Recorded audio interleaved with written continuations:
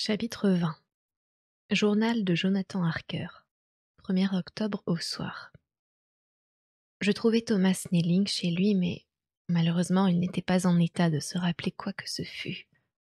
À l'annonce de ma visite, il avait déjà eu envie de boire de la bière sans m'attendre, et il avait commencé de bonne heure à s'enivrer. Cependant, sa femme, qui semble être une brave et honnête créature, m'apprit qu'il était seulement l'ouvrier de Smollett. Je me rendis donc à Walworth, chez Mr. Joseph Smollett. J'arrivai au moment où il était à table, prenant le thé en manche de chemise. C'est un garçon bon, intelligent, un ouvrier en qui l'on peut avoir confiance et qui a des idées. Il se souvenait parfaitement de l'incident qui avait eu lieu lorsqu'il était venu chercher les caisses à Carfax, et, après avoir consulté un étonnant petit calepin aux pages cornées, il me parla de la destination de ces caisses.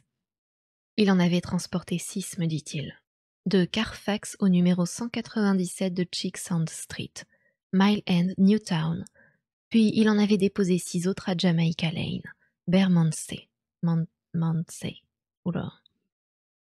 Si donc le comte désirait disperser un peu partout dans Londres ces horribles caisses qui lui servaient de refuge, il avait choisi Chicksand Street et Jamaica Lane comme ses premiers dépôts, d'où il pourrait ensuite les expédier en divers endroits. Ce qui me donna à penser qu'il pourrait ne pas se confiner uniquement dans 2 quartiers de Londres. Je demandai alors à Smollet s'il pouvait me dire si on avait été chercher à Carfax d'autres caisses encore. « Ben, patron, me répondit-il, vous avez été fameusement généreux pour moi. » Je lui avais glissé dans la main un demi-souverain. « Aussi, je vais vous dire tout ce que je sais.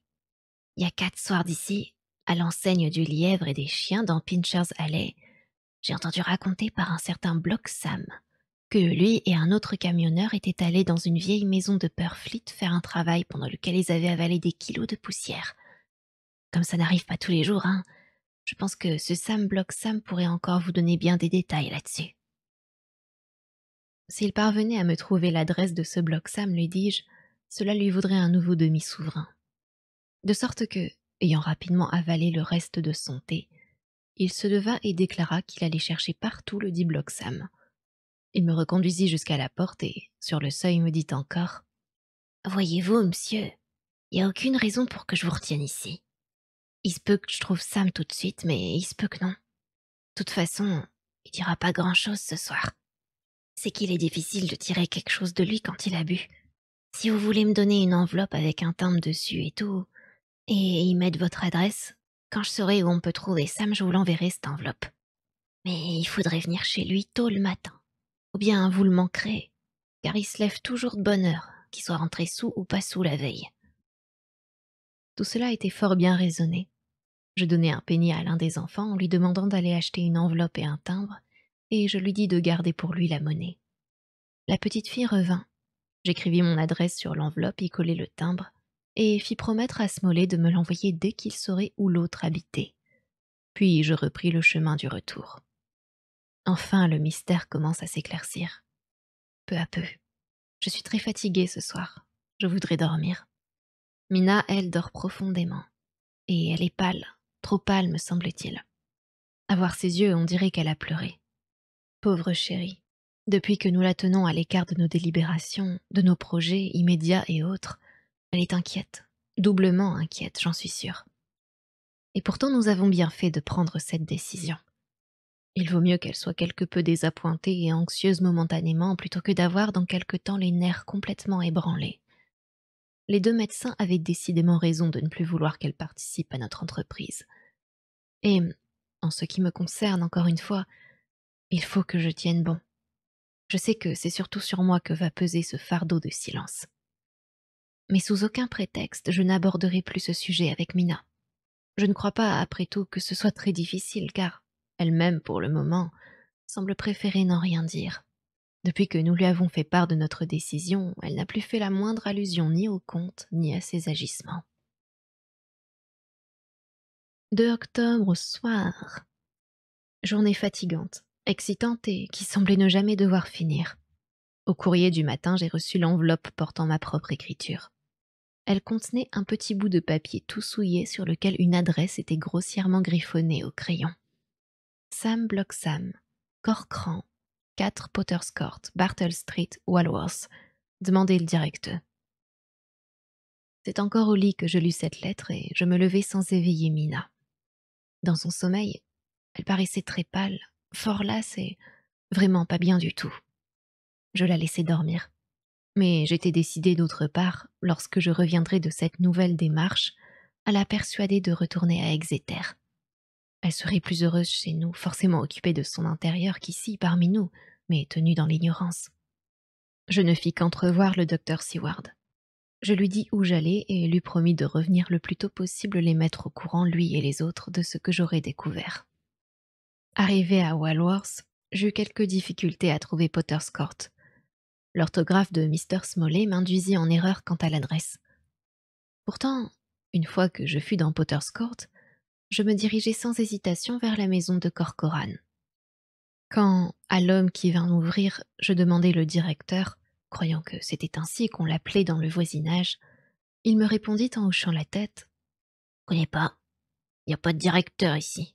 Jamais de ma vie je n'ai entendu parler de directeur ici. » Je pris la lettre de Smalley et, en la lisant, j'eus l'impression que, comme pour le nom de la cour, je faisais erreur quant au nom de l'homme.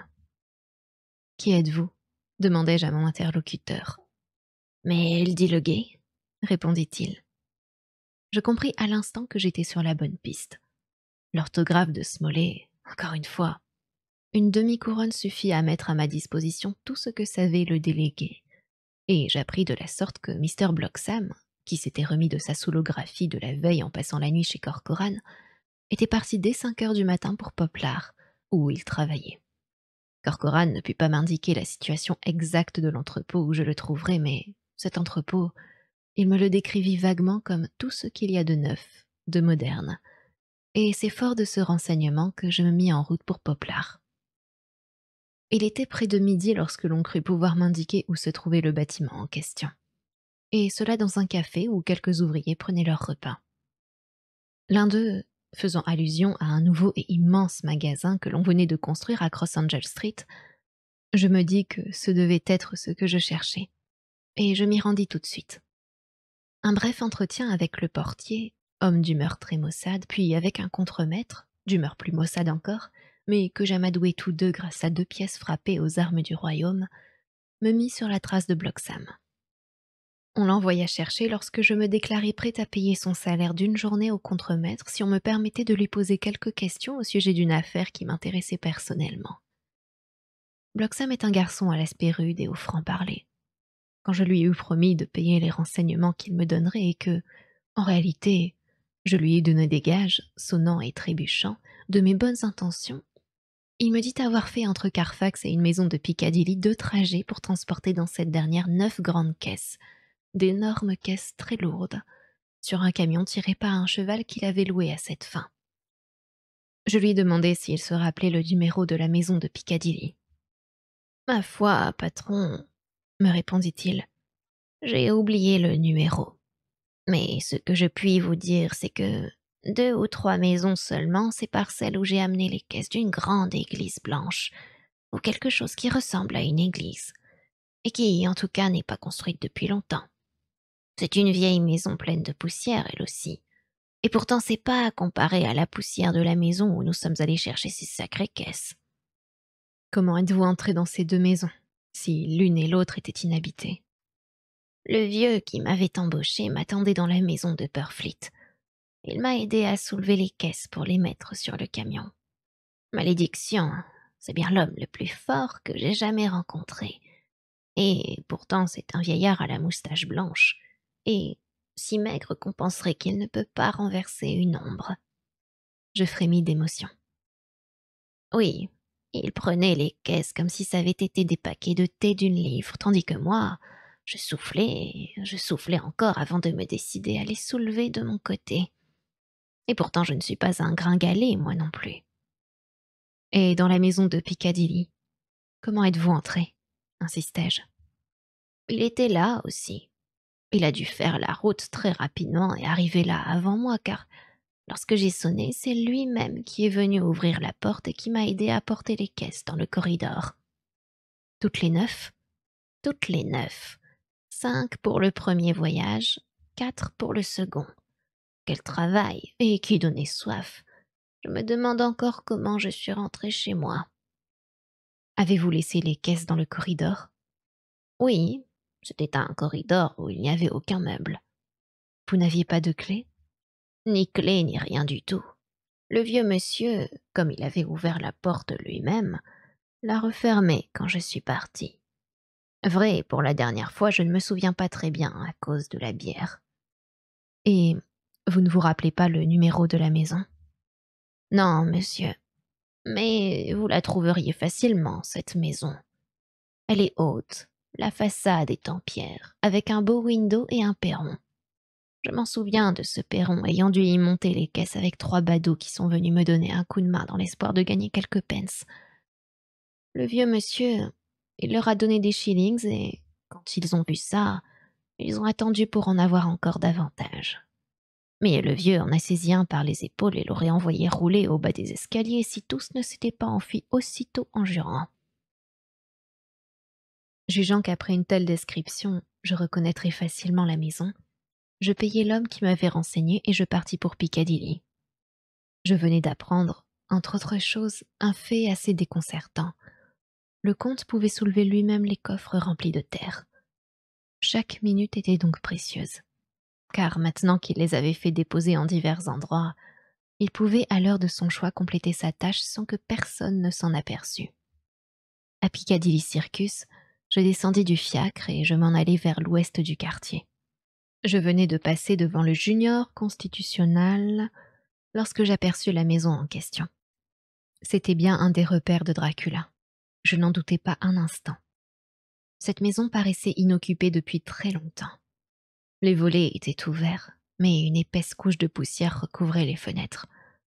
Le temps avait noirci toutes les boiseries, et il ne restait plus trace de peinture sur aucun des ornements en fer. On devinait que, naguère encore, une affiche cachait une grande partie du balcon. Elle venait d'être grossièrement arrachée. Les montants qui la fixaient étaient toujours là. J'aurais donné beaucoup pour voir cette affiche encore intacte. Elle m'eût peut-être appris le nom du propriétaire de la maison. Je me rappelais comment j'avais fait les découvertes qui avaient abouti à l'achat de Carfax et il me semblait que si je connaissais l'ancien propriétaire, il me serait possible d'entrer dans la maison. Il ne servait à rien de rester dans Piccadilly même. Qu'aurais-je pu apprendre de plus? Qu'aurais-je fait? Je contournai donc la maison, me disant que, peut-être de l'autre côté, je verrais quelque chose d'intéressant. Dans les écuries, il y avait beaucoup d'animation. Rencontrant un ou deux palefreniers, je leur demandai ce qu'ils savaient de cette maison vide. L'un d'eux me répondit qu'il avait appris qu'elle venait d'être achetée, mais il ignorait par qui. Il ajouta qu'à peine 2 ou 3 jours auparavant, on voyait encore au balcon de la maison une pancarte annonçant qu'elle était à vendre, et que peut-être si je m'adressais à la firme Mitchell Sons and Candy, j'obtiendrais les renseignements que je cherchais, car il croyait bien se souvenir d'avoir lu sur l'affiche le nom de ses courtiers en immeubles. Ne voulant pas paraître trop intéressé par la chose, je me contentai de ces quelques détails, remerciai mon interlocuteur et m'éloignai. Le soir approchait. Aussi ne perdis-je point de temps. Puisque je connaissais l'adresse de Mitchell Sons and Candy, je me rendis aussitôt à leur bureau de Sackville Street. L'employé qui me reçut se montra particulièrement affable, mais aussi laconique. Il me dit que cette maison de Piccadilly était vendue, puis il considéra notre entretien comme terminé. Aussi, lorsque je lui demandai encore qui l'avait acheté, il ouvrit de grands yeux et, l'air assez étonné, attendit quelques secondes avant de répéter « Elle est vendue, monsieur. » « Je vous prie de m'excuser, » insistai-je, très poli moi aussi. « Mais si je désire savoir qui l'a acheté, j'ai pour cela d'excellentes raisons, croyez-moi. » De nouveau, il attendit, et cette fois plus longtemps, cependant qu'il haussait de plus en plus ses sourcils. « Elle est vendue, monsieur. »« Assurément, » répliquai-je. « Vous pourriez me donner quelques détails à ce sujet. »« Mais non, monsieur. Chez Mitchell Sons and Candy, les relations avec les clients sont absolument confidentielles. » « Vos clients, monsieur, ont de la chance d'avoir des hommes d'affaires dignes d'une telle confiance. J'appartiens moi-même à la profession. » Je lui tendis ma carte. « Et ce n'est pas la curiosité qui m'amène ici, croyez-le. Je viens de la part de Lord Godalming. Il désirerait quelques renseignements au sujet de cette propriété qui, il y a peu de temps encore, a-t-il appris, était à vendre. Ceci fit prendre à l'affaire une autre tournure. Mr. Harker, je ne demanderais qu'à vous obliger si je le pouvais, surtout ce me serait un véritable plaisir d'obliger sa seigneurie. Nous nous sommes déjà chargés de louer pour lui une garçonnière quand il était encore l'honorable Arthur Holmwood. Si vous voulez bien me donner l'adresse de Lord Godalming, je parlerai de la chose au directeur et, dans tous les cas, j'écrirai à sa seigneurie dès ce soir. Nous ne serons que trop heureux si il nous est possible de déroger à l'usage établi afin de donner à sa seigneurie les renseignements désirés. Comme il me fallait faire de lui un ami et non un ennemi, je le remerciai de sa serviabilité, lui donnai l'adresse du docteur Seward et le quittai. Il faisait nuit. Je me sentais fatiguée, j'avais faim. Je pris une tasse de thé avant de rentrer à Purfleet par le prochain train.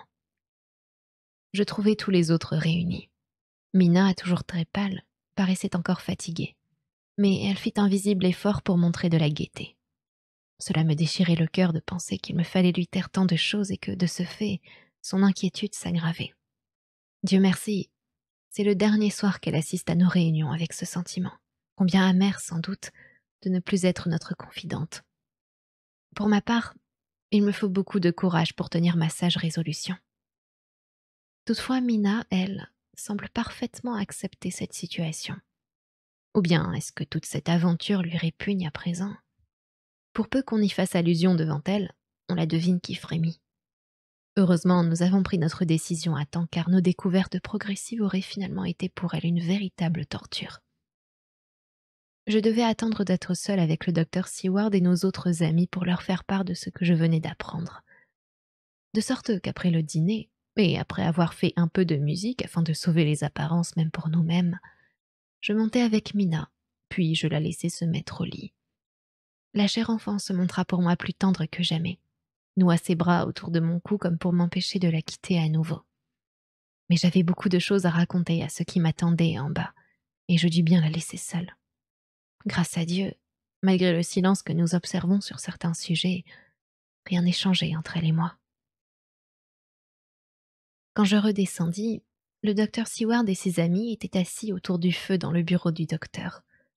Je leur lus les pages de mon journal que j'avais écrites dans le train et qui relataient ma journée.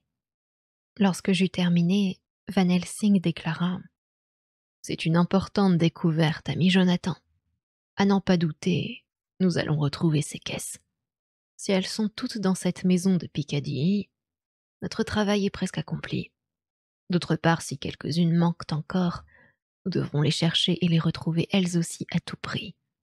Il ne nous restera plus alors qu'à porter notre coup final et acculer le monstre à sa mort véritable. » Nous restâmes tous silencieux un moment, puis, soudain, Mr. Morris demanda « Dites-moi, comment ferons-nous pour entrer dans cette maison ?»« Nous sommes bien entrés dans l'autre, » répliqua vivement Lord Godalming. « Voyons, Hart, il ne s'agit pas du tout de la même chose. À Carfax, nous sommes entrés en crochetant la serrure, mais nous avions pour nous protéger la nuit et un parc entouré de murs. Il faudra nous y prendre tout à fait autrement si nous voulons nous introduire dans une maison de Piccadilly, que ce soit de jour ou de nuit. J'avoue que je ne vois pas comment nous y parviendrons, à moins que cet amour d'employé ne puisse nous procurer une clé. Peut-être serons-nous fixés sur ce point quand vous recevrez sa lettre demain matin. » Les sourcils froncés, Lord Godalming se leva et se mit à faire les 100 pas dans la pièce. Tout à coup, il s'arrêta et, se tournant vers chacun de nous l'un après l'autre, « Quincy a parfaitement raison, dit-il. Cette affaire sent trop le cambriolage et devient des plus sérieuses. Nous nous en sommes tirés une fois, mais maintenant nous allons nous trouver devant une difficulté réelle, à moins que, en effet, nous ne puissions d'une manière ou d'une autre obtenir les clés du compte. » Comme de toute façon nous ne pouvions rien faire avant le lendemain matin, et qu'il était sage d'attendre que Lord Godalming ait reçu des nouvelles de la firme Mitchell, nous décidâmes de ne prendre aucune résolution avant le petit déjeuner. J'en ai profité pour relater dans mon journal les dernières heures de cette journée. Je suis très fatiguée. Je vais me coucher. Encore quelques mots pourtant. Mina dort profondément, et sa respiration est régulière. De petites rides apparaissent sur son front comme si, même dans son sommeil, un souci la poursuivait. Encore très pâle, elle paraît pourtant être mieux que ce matin. Demain, je l'espère, elle sera tout à fait remise quand elle se retrouvera chez elle dans notre maison d'Exeter. Oh, que j'ai sommeil. Journal du Dr. Seward, 1er octobre. De nouveau, je ne sais que penser au sujet de Renfield. Il change d'humeur à tout moment aussi, et j'ai à peine le temps d'essayer de saisir pourquoi il se comporte de telle ou telle façon. D'autre part, comme ces sautes d'humeur ne dépendent pas uniquement du bien-être qu'il ressent, l'étude de ses caprices me paraît du plus haut intérêt. Ce matin, quand je suis allée le trouver après qu'il eut si mal accueilli Van Helsing, ses manières étaient celles d'un homme maître de son destin. De fait, il était maître de son destin. Mais subjectivement. En réalité, il ne se souciait guère des choses d'ici-bas, mais vivait dans les nuages. Et c'est de ce point de vue qu'il considérait nos faiblesses à nous mortels. Je me proposais de saisir une occasion pour apprendre quelque chose. Et ces mouches, qu'en pensez-vous aujourd'hui ? Lui demandai-je. Il me sourit en me regardant d'un air de supériorité, sourire qui aurait convenu à Malvolio. Et il me répondit « La mouche, cher monsieur, possède une caractéristique frappante. Ses ailes représentent idéalement le pouvoir aérien des facultés psychiques. Les anciens avaient raison quand ils représentaient l'âme sous la forme d'un papillon. » Je voulus le forcer à poursuivre l'analogie aussi loin qu'il pourrait le faire logiquement. Aussi répliquai-je aussitôt « Ah, c'est donc une âme que vous cherchez à présent. » Sa folie l'emporta sur sa raison, et la perplexité se lut sur son visage cependant qu'il disait en secouant la tête avec un air décidé que j'avais rarement vu chez lui. « Mais non, mais non, mais non, il n'est pas question d'une âme. C'est la vie que je veux. Voilà tout. » Puis ses traits se détendirent et il reprit. « D'ailleurs, pour le moment ça m'est égal. La vie c'est parfait. J'ai tout ce que je désire. Il vous faudra un nouveau malade, docteur, si vous voulez étudier la zoophagie. » « Alors, vous disposez de la vie.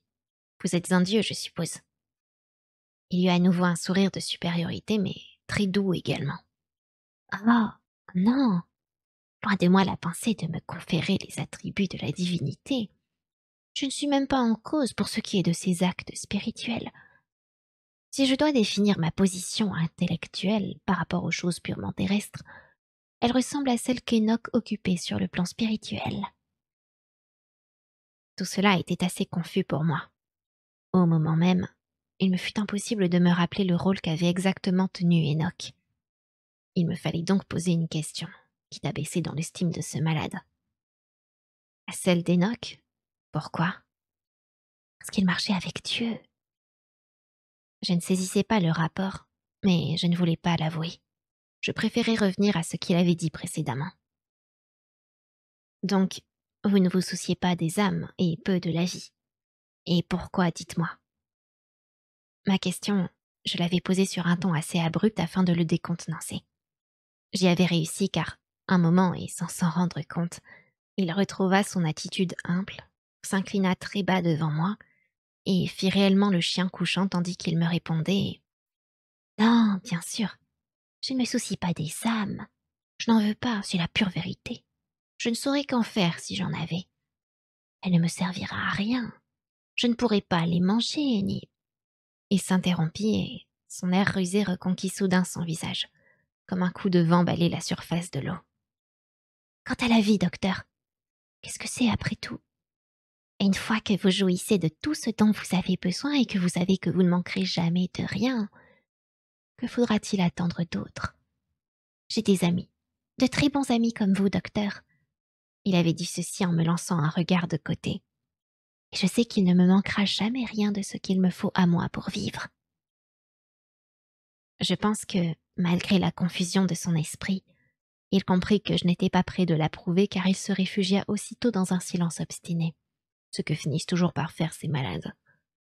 Convaincu qu'il était inutile de chercher à poursuivre l'entretien, je le laissai.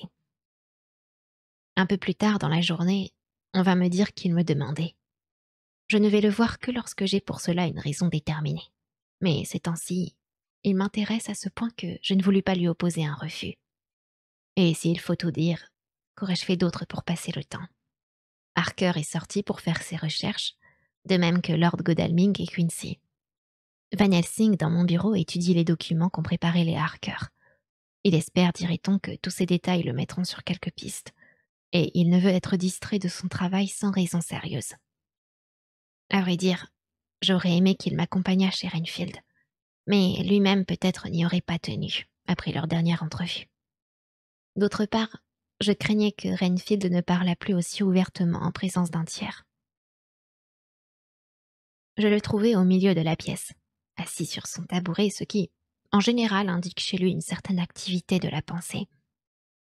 J'étais à peine entrée dans la chambre qu'il me demanda, comme si cette question avait été prête sur ses lèvres, « Que pensez-vous des âmes ?» Je ne m'étais pas trompée. Chez le fou, tout comme chez l'homme normal, l'esprit travaille parfois sans qu'il en ait conscience. Mais je voulus en être certain. « Qu'en pensez-vous vous-même » fis-je. Il demeura un moment sans répondre, regardant tout autour de lui, au plafond puis le long des murs, comme s'il avait espéré qu'une inspiration viendrait lui apporter la réponse.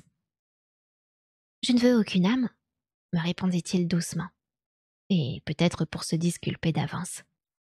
J'avais l'impression que c'était chez lui une idée fixe, et je décidai de m'en servir. Par la cruauté, on arrive à la bonté. Note de bas de page. Hamlet, acte 3, scène 4, vers 178. Vous aimez la vie, et vous voulez la vie, n'est-ce pas? Ah oui, c'est cela, c'est bien cela. La vie, c'est tout ce qu'il nous faut. Mais comment obtenir la vie sans obtenir l'âme également? Comme cette question paraissait l'embarrasser, je repris. Je vous souhaite du bon temps quand vous vous envolerez d'ici avec les âmes de milliers de mouches et d'araignées et d'oiseaux et de chats bourdonnant, gazouillant et miaulant tout autour de vous. Vous leur avez pris la vie. Il faut maintenant que vous acceptiez leurs âmes.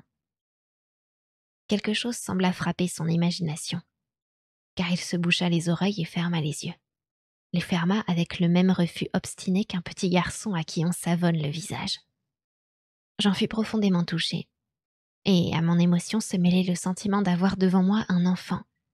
Oui, un enfant, bien que les traits fussent déjà ceux d'un vieil homme et que la barbe de 3 jours fût blanche. Sans aucun doute, il souffrait en ce moment de quelques nouveaux troubles. Et sachant comment, dans ses crises précédentes, il avait interprété certaines choses qui, apparemment du moins, ne le concernaient pas, jugeai prudent d'entrer dans ses vues. Tout d'abord, il fallait lui rendre confiance. Je lui demandai, en parlant assez haut pour qu'il m'entendît, bien qu'il n'eût pas cessé de se boucher les oreilles, « Voulez-vous un peu de sucre pour attirer vos mouches ?» Il comprit tout de suite, hocha la tête et me répondit en riant, « Ah, vous savez, les mouches, après tout, ce sont de pauvres petites créatures. » Il se tut un moment puis ajouta, « Mais je ne désire tout de même pas que leurs âmes viennent bourdonner autour de moi. » Et les araignées? Je me moque des araignées. À quoi servent les araignées?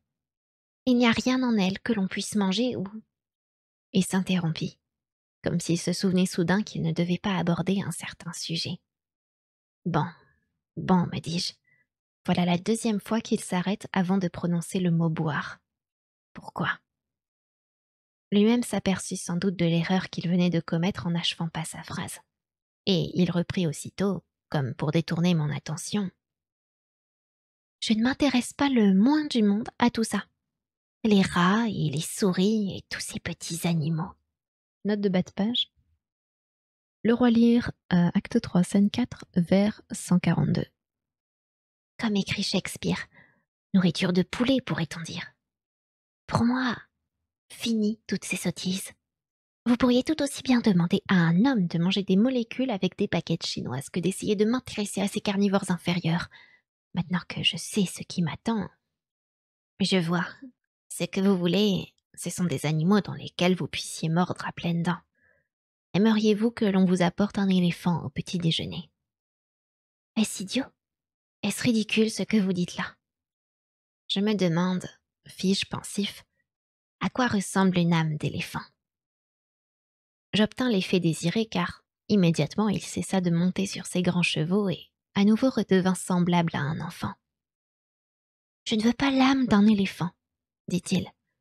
Je ne veux aucune âme. » Il resta immobile un instant sans rien dire et l'air découragé. Brusquement, il repoussa son tabouret et se leva, les yeux brillants et visiblement en proie à une véritable exaltation. « Allez au diable, vous et vos âmes !» s'écria-t-il. « Pourquoi me tourmentez-vous ainsi en me parlant des âmes? N'y a-t-il pas assez de choses qui me contrarient, me font souffrir, m'affolent, sans que j'aie à penser aux âmes ?»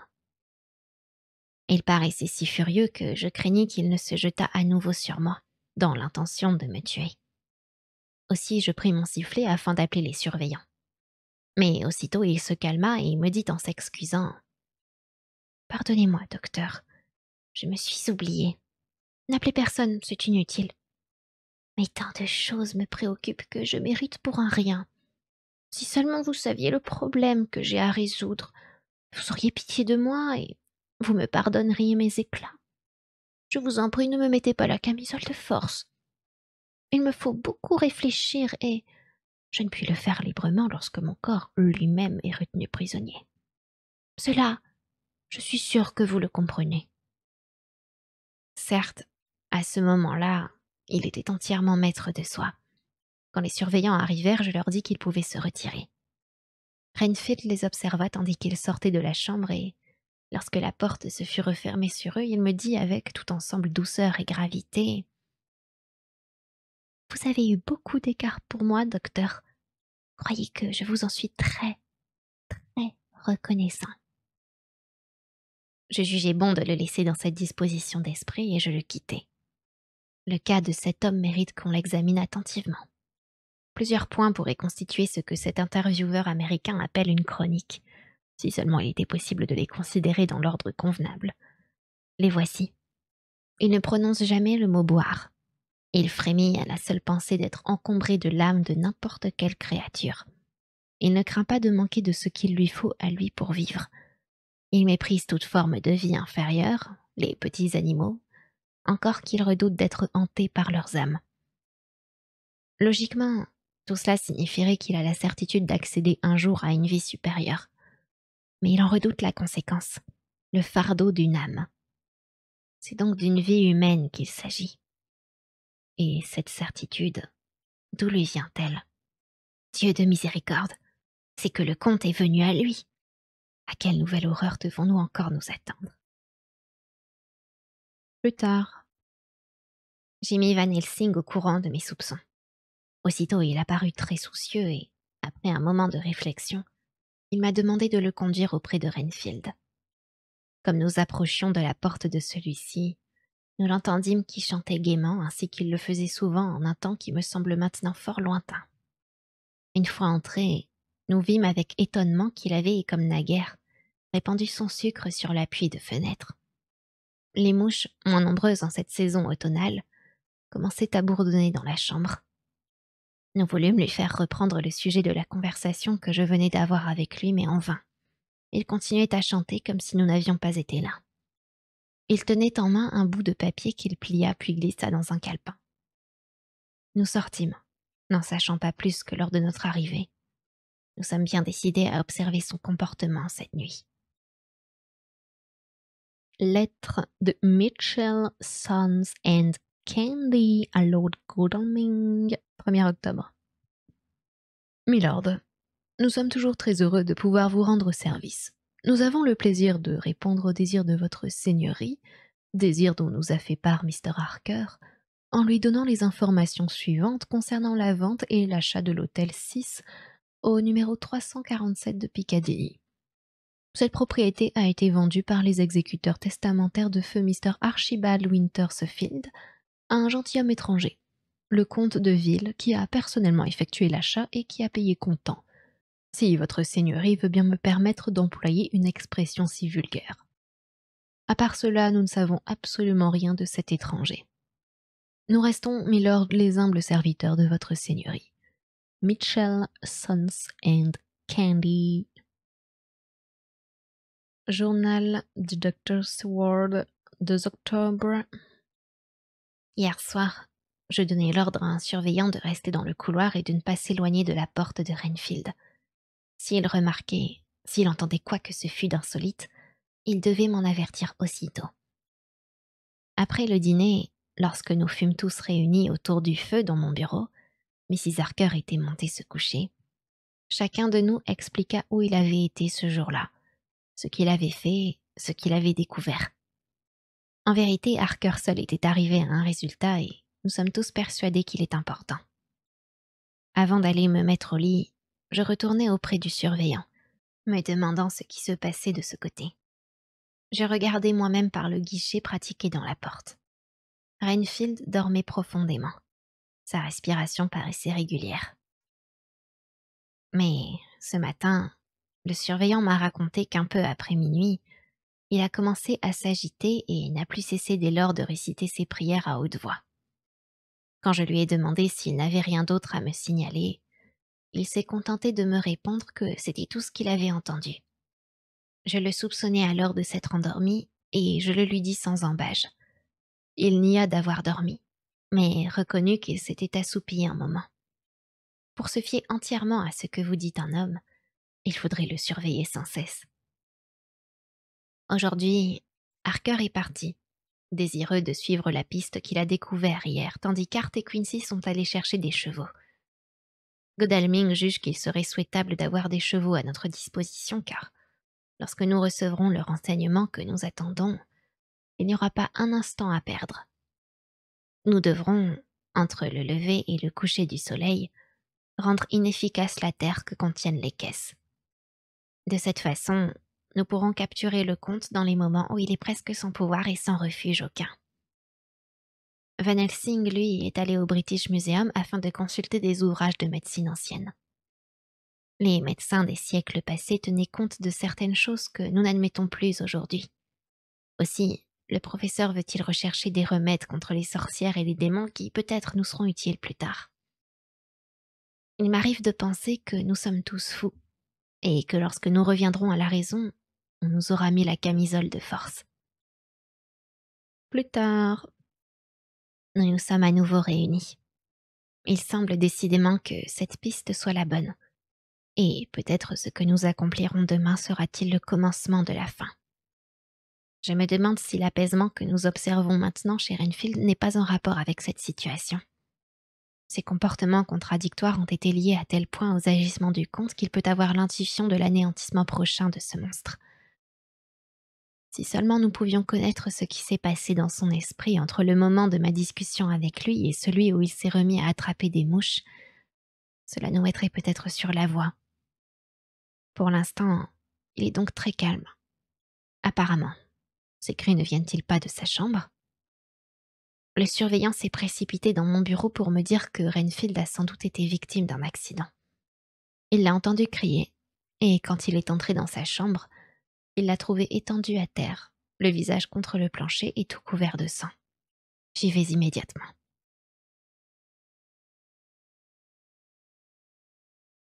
Chapitre 21. Journal du docteur Seward, 3 octobre. Que l'on me permette de raconter exactement tout ce qui s'est passé, dans la mesure où je m'en souviens, depuis que j'ai fermé ce journal. Il ne me faut omettre aucun des détails qui me sont restés en mémoire. Lorsque j'entrai chez Renfield, il était toujours étendu à même le plancher, légèrement sur le côté gauche, dans une mare de sang. Je voulus le soulever et je m'aperçus aussitôt qu'il était gravement blessé, surtout au visage, d'où provenait tout ce sang dans lequel il baignait. On eût dit qu'on lui avait, à plusieurs reprises, violemment heurté le visage contre le plancher.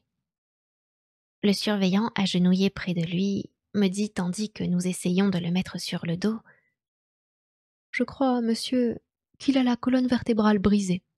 Regardez, le bras droit, la jambe droite et tout le côté droit de son visage sont paralysés. » Comment un tel accident avait pu se produire, voilà ce qui jetait mon aide dans le plus grand embarras. « Je ne m'explique ni l'une ni l'autre chose, » me déclara-t-il en fronçant les sourcils. « Bien sûr, il a pu se blesser ainsi au visage en se frappant la tête contre le plancher. Un jour, à l'asile d'Eversfield, j'ai vu une jeune femme agir de la sorte avant qu'on eût le temps de se précipiter sur elle pour l'en empêcher. De même, Il a pu se casser le cou en tombant de son lit s'il a fait un faux mouvement. Mais qu'il se soit à la fois blessé au visage et brisé le dos, là vraiment, je ne comprends plus. Avec le dos brisé, il lui était impossible de se frapper la tête contre le plancher. Et s'il avait déjà toutes ses blessures au visage avant de tomber du lit, il y aurait du sang sur les draps et l'oreiller. Allez donc prier le docteur Van Helsing de venir ici immédiatement, lui dis-je. J'ai besoin de lui à l'instant même. L'homme sortit en courant et, quelques minutes plus tard, le professeur apparut en robe de chambre et en pantoufles. Il vit Renfield étendu sur le sol, et il l'observa 2 ou 3 secondes avec la plus grande attention. Puis il se tourna vers moi. Je crois qu'il lut ma pensée dans mes yeux car il dit d'un ton très calme, assurément à cause du surveillant qui nous écoutait. « C'est un triste accident. Il faudra le veiller tout le temps, ne plus le laisser seul. Moi-même, je veux rester à son chevet. Mais je dois d'abord aller m'habiller. Si vous voulez rester ici, je vous rejoins dans quelques minutes. » Le malheureux avait maintenant une respiration stertoreuse, et il était visible qu'il avait subi un terrible choc. Van Helsing revint presque aussitôt, apportant ses instruments chirurgicaux. Déjà, il avait pris sa décision car, même avant de regarder le malade, il me dit à l'oreille « Faites sortir le surveillant. Nous devons être seuls avec lui au moment où il reprendra connaissance, après l'opération. » « Merci, Simmons, » dis-je au garçon. « Nous avons fait tout ce que nous pouvions. Maintenant, il faut attendre. Le docteur Van Helsing va l'opérer. Vous allez voir les autres malades. Prévenez-moi immédiatement s'il se passe quelque chose d'inaccoutumé. » Il sortit et nous procédâmes à un examen minutieux du patient. Les blessures du visage étaient superficielles. Ce qui était plus grave, c'était une fracture du crâne s'étendant à peu près sur toute la zone motrice. Le professeur réfléchit un instant puis me dit « Nous devons faire tomber la tension artérielle, le ramener à des conditions normales si c'est possible. La rapidité de l'afflux du sang prouve combien le cas est inquiétant. Le cerveau va être atteint, de sorte qu'il nous faut trépaner immédiatement ou bien il sera trop tard. » Comme il prononçait ces mots, on frappa légèrement à la porte. J'allais ouvrir et me trouver devant Arthur et Quincy, tous les deux en pyjama et en pantoufles. « J'ai entendu le surveillant qui appelait le docteur Van Helsing », m'expliqua Godalming. « Puis qu'il lui parlait d'un accident. J'ai aussitôt éveillé Quincy, ou plutôt je l'ai appelé car il ne dormait pas. Les événements se succèdent d'une manière trop étrange ces temps-ci, sans même parler de leur caractère mystérieux, pour qu'aucun de nous ne puisse dormir profondément. Et j'ai pensé que demain soir, l'aspect des choses aura changé. Nous aurons alors à regarder derrière nous, et même un peu plus loin que nous ne l'avons fait jusqu'ici. Pouvons-nous entrer ?» Je tins la porte ouverte jusqu'à ce qu'ils fussent dans la chambre, puis je la refermai. Lorsque Quincy vit Renfield et d'autre part la mare de sang, il demanda dans un simple murmure, mais l'air épouvanté. « Mon Dieu, le pauvre homme, que lui est-il donc arrivé ?» Je le mis brièvement au courant des événements en ajoutant que nous espérions qu'il reprendrait connaissance après l'opération. Pendant quelques moments, tout au moins. Il alla s'asseoir sur le bord du lit, Godalming se tenant près de lui. Immobile et sans rien dire, tous nous observions le blessé. « Il faut attendre un peu », déclara Van Helsing. « Je dois me rendre compte du point exact où je pourrais opérer et faire disparaître le caillot de sang, car il est évident que l'hémorragie devient de plus en plus forte. » Les minutes passaient avec une lenteur effrayante. Le cœur me manquait et je n'avais qu'à regarder Van Helsing pour comprendre qu'il n'envisageait pas sans appréhension ce qui allait se passer. Pour ma part, en vérité, c'était ce que Renfield pourrait nous dire que je redoutais. Je n'osais pas y penser. La respiration du malheureux était maintenant entrecoupée de hoquets, cependant qu'à chaque instant on avait l'impression qu'il allait ouvrir les yeux et se mettre à parler. Mais alors, sa respiration redevenait stertoreuse, et il retombait dans une inconscience totale. Bien que je fusse habituée à me trouver au chevet des malades et des moribonds, cette attente angoissante me devenait insupportable. J'entendais battre mon propre cœur et le sang affluait à mes tempes par bouffées brusques. On eût dit comme des coups de marteau. Je regardais mes compagnons l'un après l'autre et je devinais, à voir leur visage cramoisi et leur front couvert de sueur, qu'ils enduraient le même supplice. Il était évident que la mort pouvait survenir d'un moment à l'autre. Je me retournai à nouveau vers le professeur et nous nous regardâmes longuement dans les yeux. « Plus une minute à perdre, » fit-il. « Ce qu'il peut nous révéler sauvera peut-être de nombreuses vies. Et il y va peut-être même du salut d'une âme. Nous allons le trépaner juste au-dessus de l'oreille. » Sans en dire davantage, il se mit à opérer. Pendant quelques minutes encore, la respiration fut stertoreuse, puis le patient eut un râle si prolongé que l'on avait l'impression qu'il lui déchirait la poitrine. Soudain, il ouvrit les yeux, des yeux égarés. Bientôt, pourtant, on vit sur son visage une expression de surprise heureuse et de ses lèvres s'échappa un soupir de soulagement. Il eut quelques mouvements convulsifs cependant qu'il disait « Je serai calme, docteur. Dites-leur qu'ils m'enlèvent la camisole de force. J'ai fait un rêve affreux qui m'a tellement épuisé que je ne peux plus bouger. Et qu'est-ce que j'ai au visage? J'ai l'impression qu'il est tout enflé. Il me brûle terriblement. » Il essaya de tourner la tête, mais il n'était même plus capable de cet effort. Son regard redevint fixe, l'œil vitreux. Très doucement, je le redressai. Puis Van Helsing dit lentement et avec gravité « Racontez-nous votre rêve, monsieur Renfield. » Quand il reconnut la voix du professeur, son visage, malgré ses blessures, rayonna. « Mais c'est le docteur Van Helsing. Que c'est aimable à vous d'être venu ici. Donnez-moi un peu d'eau, j'ai les lèvres toutes sèches. Et puis j'essaierai de vous raconter. » J'ai rêvé. Mais il s'arrêta aussitôt prêt à s'évanouir. « Vite, » dit Jack Quincy. « Le brandy, dans mon bureau. » Il fut presque aussitôt de retour, apportant un verre, le flacon de brandy et une carafe d'eau. Nous humectâmes les lèvres desséchées, et Renfield revint à lui. Mais sans doute son pauvre cerveau avait-il travaillé dans l'intervalle, car, lorsqu'il fut redevenu tout à fait conscient, il tourna vers moi un regard perçant mais si triste que je ne l'oublierai jamais et reprit « Je ne dois pas me faire illusion. Ce n'était pas un rêve. Ce n'était que l'affreuse réalité. » Il promena les yeux un peu partout dans la chambre et les posa finalement sur les deux hommes assis au bord de son lit. « Mais si j'en doutais encore, » poursuivit-il, « leur présence me confirmerait cette réalité. » Il ferma les yeux un instant, non parce qu'il souffrait ou que la fatigue l'y incitait, mais comme s'il voulait concentrer son attention. Quand il les rouvrit, il se hâta de dire avec plus d'énergie qu'il n'en avait jamais montré « Vite, docteur, vite! Je vais mourir. Il ne me reste que quelques minutes, je le sens. Et puis, je retournerai vers la mort, ou vers quelque chose de pis. Mouillez-moi encore les lèvres avec du brandy. J'ai quelque chose à dire avant de mourir ou avant que mon pauvre cerveau ne soit tout à fait anéanti. Merci. C'est ce soir-là, quand vous m'avez quitté, après que je vous avais supplié de me laisser partir. Il m'était interdit de parler à ce moment-là, mais, à part ce sentiment d'être obligée de me taire, j'étais aussi sain d'esprit que je le suis à présent. Après votre départ, j'ai souffert d'un désespoir atroce. Pendant des heures entières, m'a-t-il semblé. Puis tout à coup, le calme s'est fait en moi. Mon esprit retrouvait son équilibre et je compris où j'étais. J'entendis les chiens aboyer derrière notre maison, mais non pas où ils se trouvaient.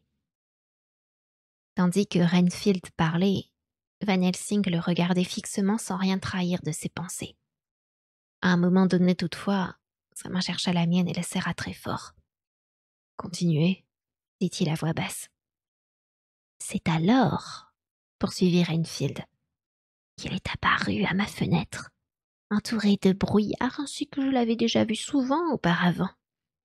Mais cette fois, il n'avait rien d'un fantôme, et ses yeux étaient effrayants comme ceux d'un homme en colère.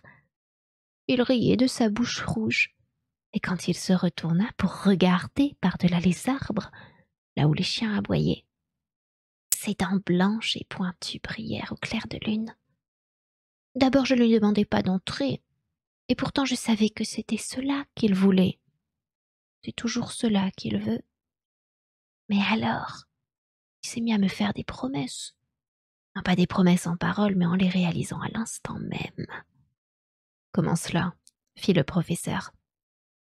Ce qu'il promettait arrivait tout de suite, comme, par exemple, lorsqu'il envoyait des mouches dans ma chambre quand le soleil brillait. De grosses mouches aux ailes brillantes et bleues, ou la nuit de grandes phalènes avec des têtes de mort et des tibias dessinés sur le dos. Van Helsing l'encouragea d'un signe de tête, tandis qu'il me murmurait à l'oreille presque inconsciemment Acherontia aitropos du sphinge. Mais Reinfield poursuivait. Il se mit à murmurer des rats, des rats, des rats, des centaines, des milliers, des millions de rats, et donc autant de vies, et des chiens pour les manger, et des chats aussi. Toutes ces vies, tout ce sang rouge et combien d'années de vie, ce ne sont plus seulement des mouches bourdonnantes. Je ris franchement, car je voulais voir de quoi il était capable. Alors les chiens hurlèrent là-bas, derrière les grands arbres, dans sa maison. Il me fit signe de m'approcher de la fenêtre. Je me levai, et j'y allai. Il leva les mains comme s'il appelait quelque chose sans devoir prononcer la moindre parole. Et une masse sombre s'étendit au-dessus de la pelouse, s'éleva vers nous sous la forme d'une gerbe de feu.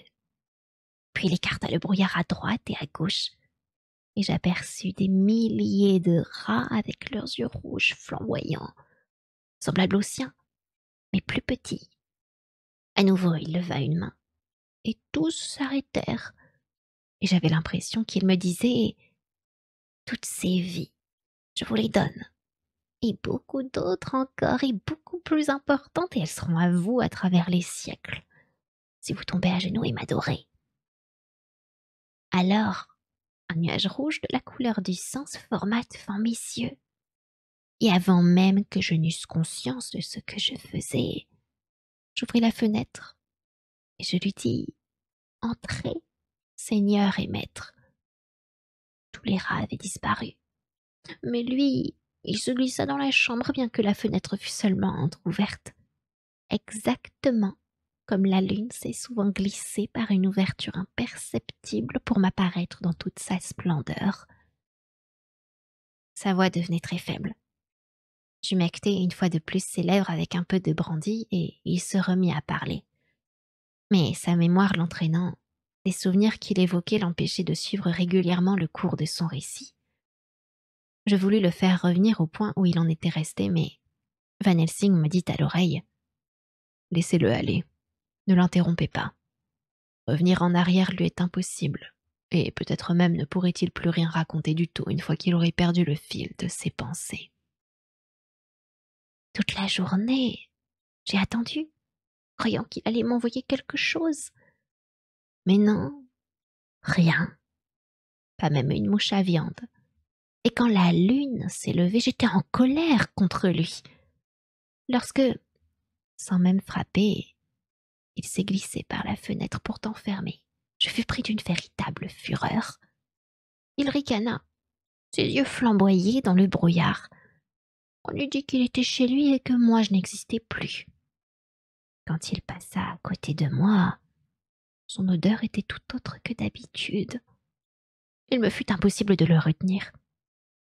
Je pense que, à ce moment, Mrs. Harker est entrée dans la chambre. Arthur et Quincy quittèrent le bord du lit et vinrent se mettre derrière Renfield de sorte que celui-ci ne pouvait pas les voir. Eux, cependant, l'entendraient mieux. Ils demeuraient silencieux. Le professeur, affreusement inquiet, attendait la suite du récit. Visiblement, il s'efforçait de paraître calme. Quand Mrs. Harker vint me voir dans l'après-midi, elle n'était plus la même. Je ne me doutais de sa présence qu'au moment où elle se mit à parler. Non, elle ne paraissait plus être la même. Je ne me sens pas attirée par les personnes pâles. J'aime les gens qui ont beaucoup de sang. Et elle semblait ne plus en avoir du tout. Cela ne m'avait pas frappée au moment même. Mais une fois qu'elle fut sortie, je me mis à réfléchir et de penser qu'il lui avait sucé la vie, j'en devenais fou. Aussi, quand il est venu ce soir, je l'attendais. J'ai vu le brouillard approcher, entrer dans la chambre. et je me suis préparée à l'empoigner, ce fameux brouillard. Il paraît que les fous ont une force surnaturelle. Et comme je sais que je suis fou, à certains moments tout au moins, je décidai d'user de mon pouvoir.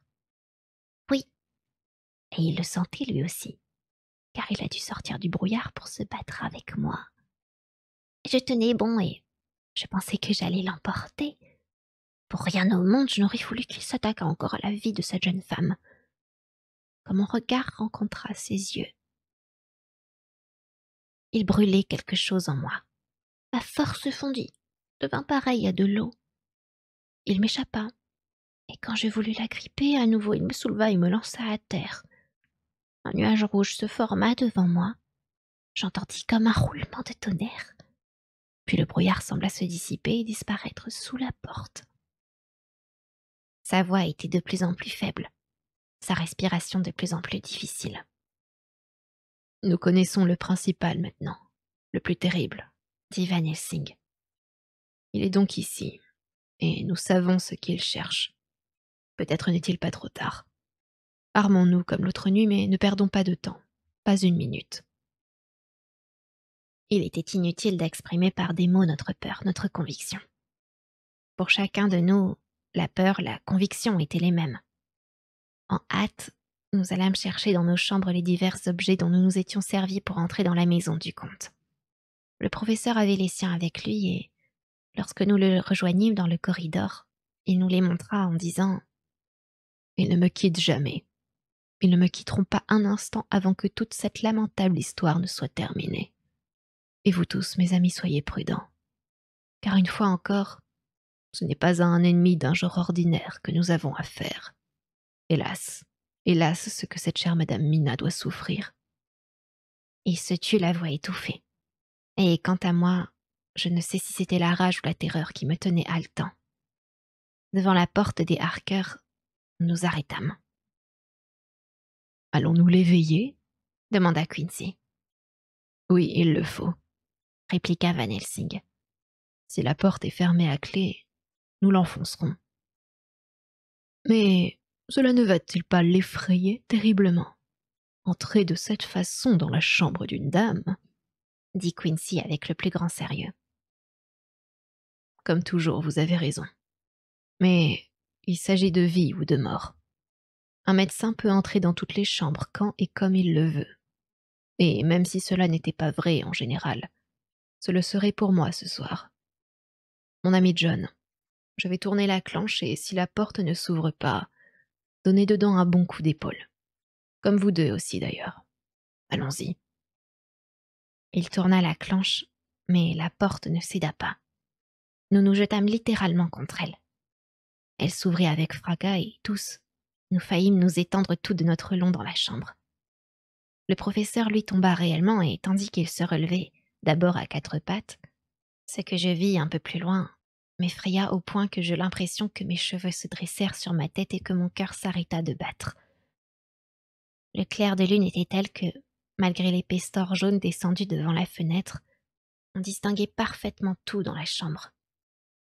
John Harker, étendu sur le lit qui se trouvait à côté de la fenêtre, avait le visage empourpré, et il respirait péniblement dans une sorte de torpeur.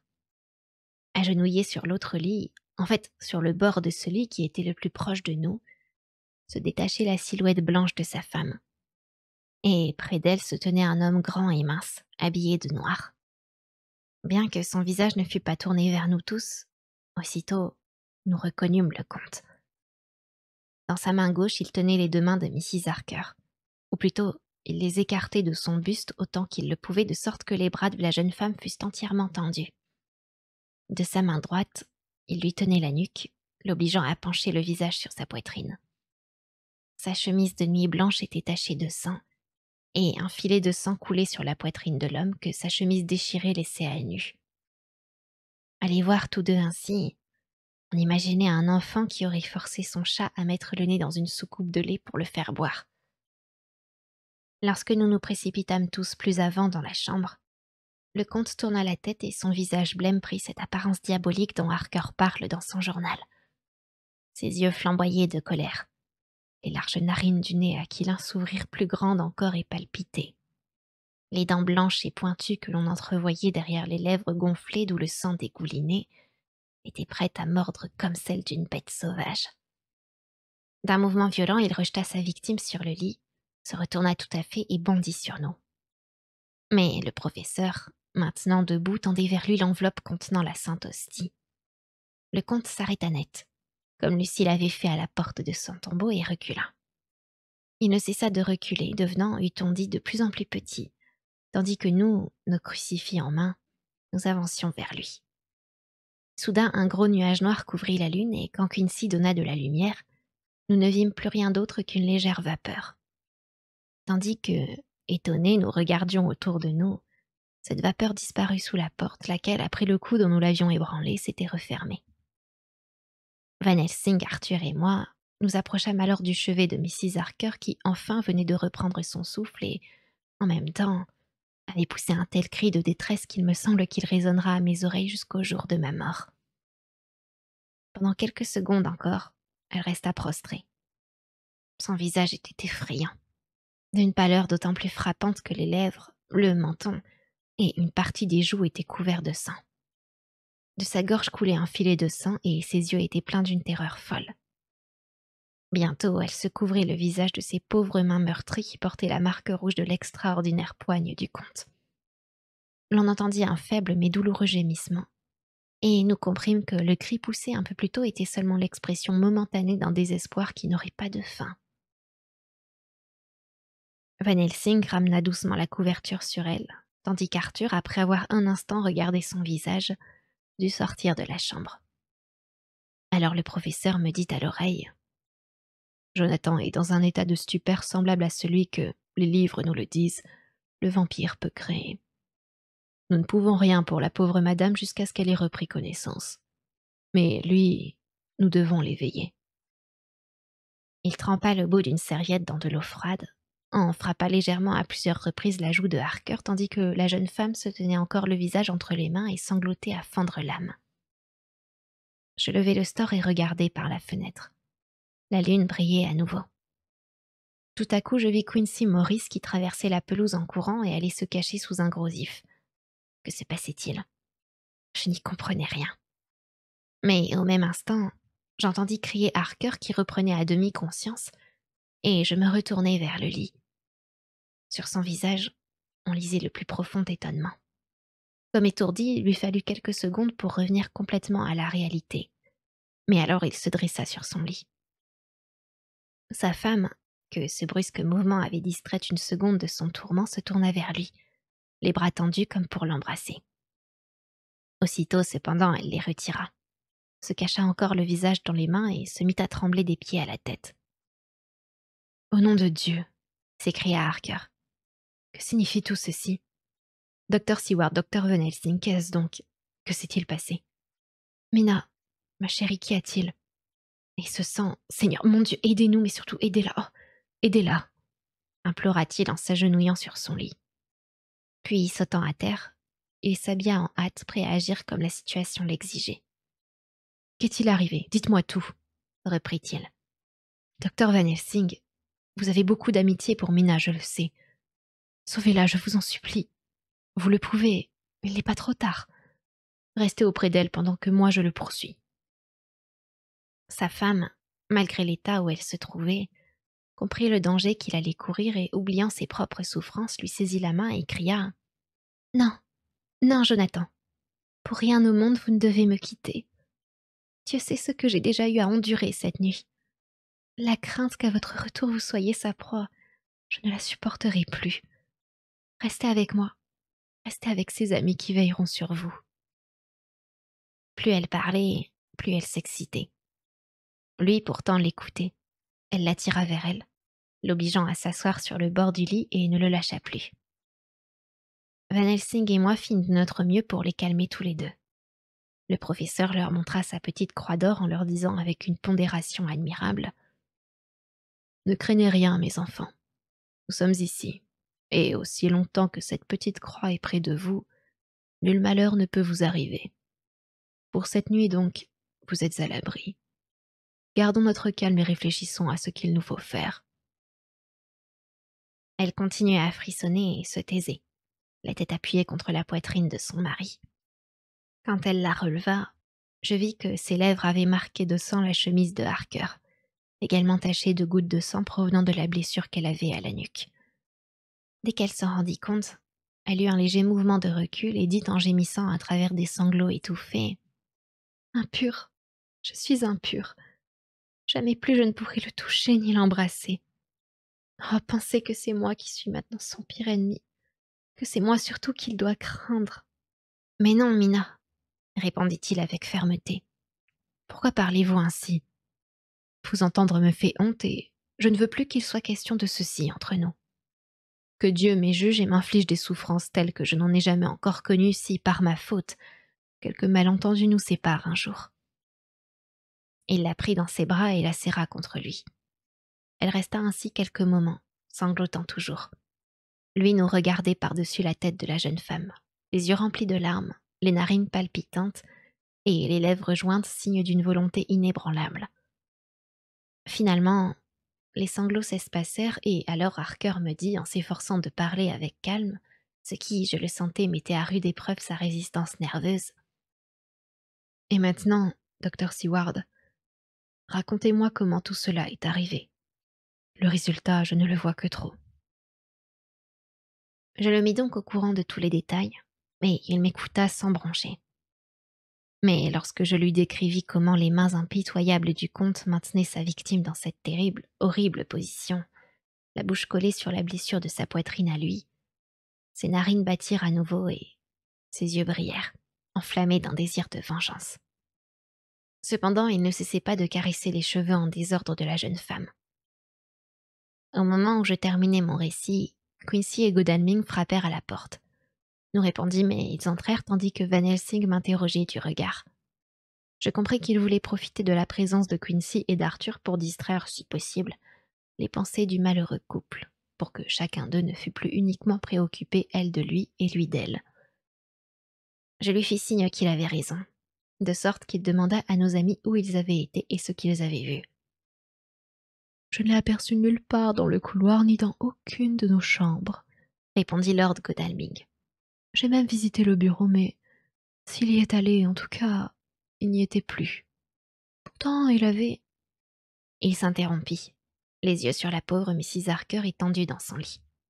« Qu'alliez-vous dire, mon cher Arthur ?» demanda Van Helsing. « Continuez. Nous devons absolument tout savoir. C'est là notre seul espoir de salut. Parlez donc. »« Il a dû entrer dans le bureau sans aucun doute, » reprit Arthur, « car tout y était sans dessus dessous. Tous les manuscrits étaient brûlés. Des flammes bleues couraient encore parmi les cendres blanchâtres. Les cylindres de votre phonographe, John, avaient eux aussi été jetés dans le feu, et la cire avait alimenté les flammes. » Ce fut moi ici qui l'interrompis. Dieu merci, l'autre copie est dans le coffre-fort. Un sourire de soulagement passa sur son visage, mais il s'assombrit aussitôt. J'ai dégringolé l'escalier, mais rien. Aucune trace de lui. Je suis entrée dans la chambre de Renfield. Là, rien non plus, sinon... Allons, continuez, fit Harker d'une voix étranglée. Sinon que le pauvre homme est mort, dit-il en baissant la tête et après s'être humecté les lèvres en y passant la langue pour pouvoir achever sa phrase. Mrs. Harker leva la tête et, nous regardant tous l'un après l'autre, elle dit gravement: « Que la volonté de Dieu soit faite. » Pour moi, je ne pouvais m'empêcher de penser que Godalming nous cachait quelque chose. Mais comme je pressentais aussi qu'il le faisait à dessein, je ne lui posai pas la moindre question. Van Helsing se tourna vers Maurice et lui demanda: « Et vous, mon cher Quincy, qu'avez-vous à nous raconter ?»« Peu de choses, » répondit-il. « Peut-être en connaîtrons-nous davantage plus tard, c'est possible. À mon avis, il faudrait savoir où le comte est allé en quittant l'établissement. Je ne l'ai pas vu. J'ai seulement aperçu une chauve-souris qui s'envolait de la fenêtre de Renfield et qui se dirigeait vers l'est. Je m'attendais à le voir, lui sous une forme ou sous une autre retourné à Carfax. Mais évidemment, il est allé se réfugier dans un autre de ses repères. Il ne reviendra pas cette nuit car l'aube est déjà proche. C'est demain qu'il faudra agir. » Il prononça ces derniers mots les dents à demi fermées. Il y eut un silence qui dura peut-être 2 minutes, et pendant lequel je croyais entendre battre le cœur de chacun de nous. C'est alors que Van Helsing, posant tendrement la main sur la tête de Mrs. Harker, lui dit, avec cette bonté profonde qui lui était naturelle: « Et maintenant, Madame Mina, pauvre Madame Mina, chère Madame Mina, expliquez-nous tout ce qui s'est passé. Dieu sait que je voudrais vous épargner cette nouvelle souffrance, mais il est indispensable que nous sachions tout jusqu'au moindre détail. Maintenant, plus que jamais, il nous faut faire vite. Nous approchons peut-être du but et, d'autre part, l'occasion nous est peut-être donnée en ce moment d'en apprendre davantage pour enfin triompher. » Elle frissonna et, tandis qu'elle se blottissait de plus en plus contre son mari, je me rendais compte à quel point ses nerfs étaient tendus. Puis, soudain, elle releva la tête, tendit la main à Van Helsing. Il la prit, se pencha pour la baiser avec respect et la garda dans la sienne. Son autre main était enfermée dans celle de son mari qui avait passé son bras libre autour de ses épaules. Elle attendit un moment avant de répondre. Visiblement, elle cherchait à mettre de l'ordre dans ses pensées, puis elle commença. « J'avais pris le soporifique que vous aviez bien voulu me donner, mais pendant longtemps il ne fit aucun effet. Au contraire, j'avais de moins en moins envie de dormir.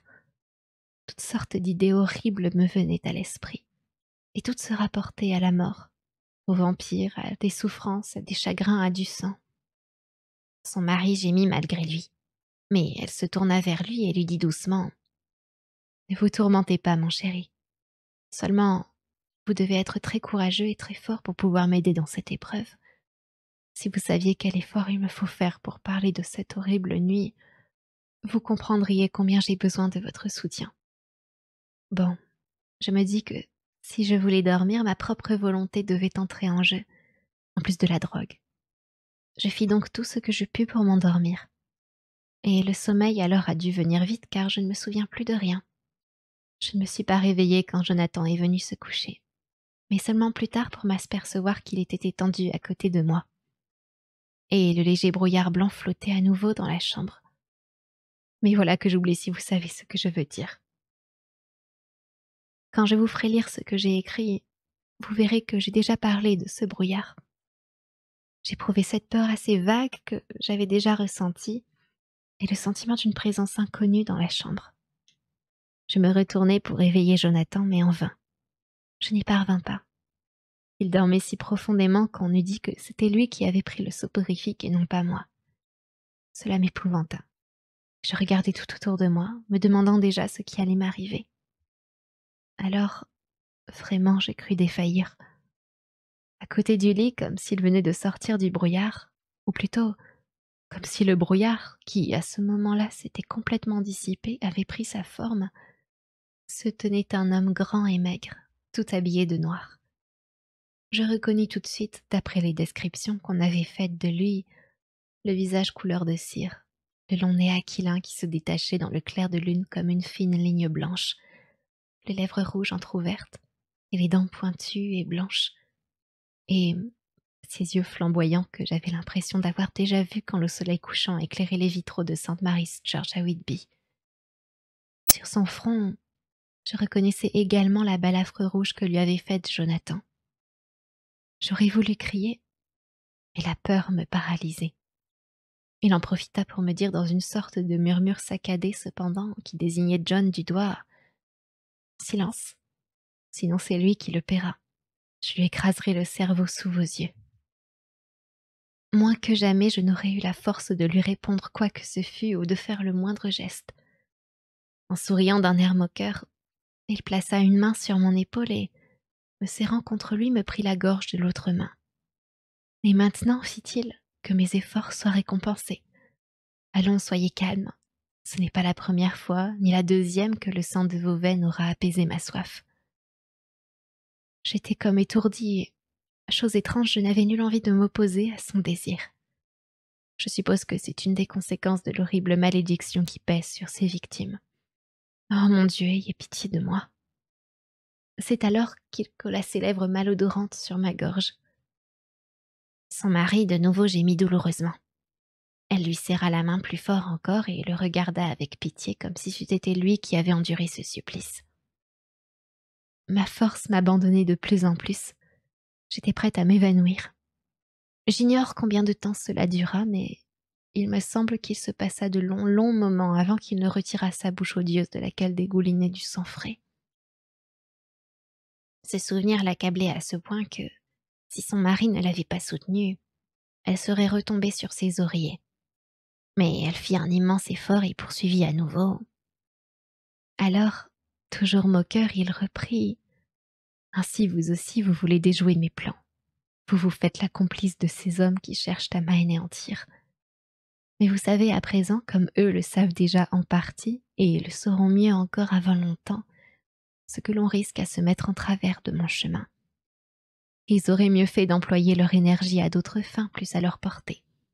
Car tandis qu'ils s'ingéniaient à me faire échec, à moi qui ai commandé à des peuples entiers et combattu à leur tête pendant des siècles et des siècles avant que vos complices ne soient nés, je ne cessais de déjouer leurs plans.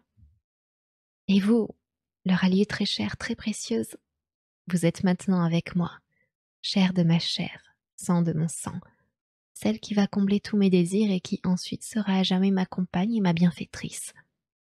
Le temps viendra où il vous sera fait réparation, car aucun parmi ces hommes ne pourra vous refuser ce que vous exigerez d'eux. Mais pour le moment, vous méritez la punition de votre complicité. Vous les avez aidés dans leur dessein de me nuire. Eh bien, vous devrez désormais répondre à mon appel. Quand en pensée je vous crierai « Venez », aussitôt vous traverserez terre et mer pour me rejoindre. Mais auparavant, il déboutonna le plastron de sa chemise et, de ses longs ongles pointus, s'ouvrit une veine de la poitrine. Lorsque le sang commença à jaillir, d'une main il saisit les deux miennes de façon à me rendre tout geste impossible, et de l'autre, il me prit la nuque et de force m'appliqua la bouche contre sa veine déchirée. Je devais donc soit étouffer, soit avaler un peu de... Oh, mon Dieu, qu'ai-je fait pour devoir endurer tout cela, moi qui ai pourtant toujours essayé de marcher humblement dans le droit chemin? Mon Dieu, pitié, ayez pitié de mon âme en cet extrême danger. Ayez pitié de ceux qui vous aiment. Elle s'essuia les lèvres, comme pour les laver de leur impureté. Tandis qu'elle parlait, le jour éclairait peu à peu la chambre. Harker restait immobile et ne disait rien. Mais à mesure qu'il écoutait l'affreux récit, son visage devenait de plus en plus sombre et nous nous aperçûmes bientôt qu'au-dessus du front hâlé, les cheveux avaient blanchi. Chacun de nous, tour à tour, restera assez près de la chambre du couple infortuné pour pouvoir répondre au premier appel.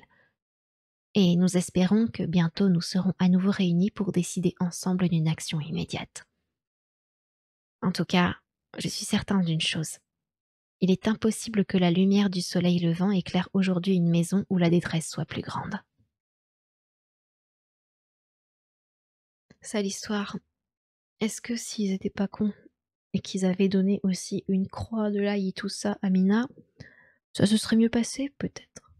Mais bon, qui sommes-nous? Qui sommes-nous pour juger?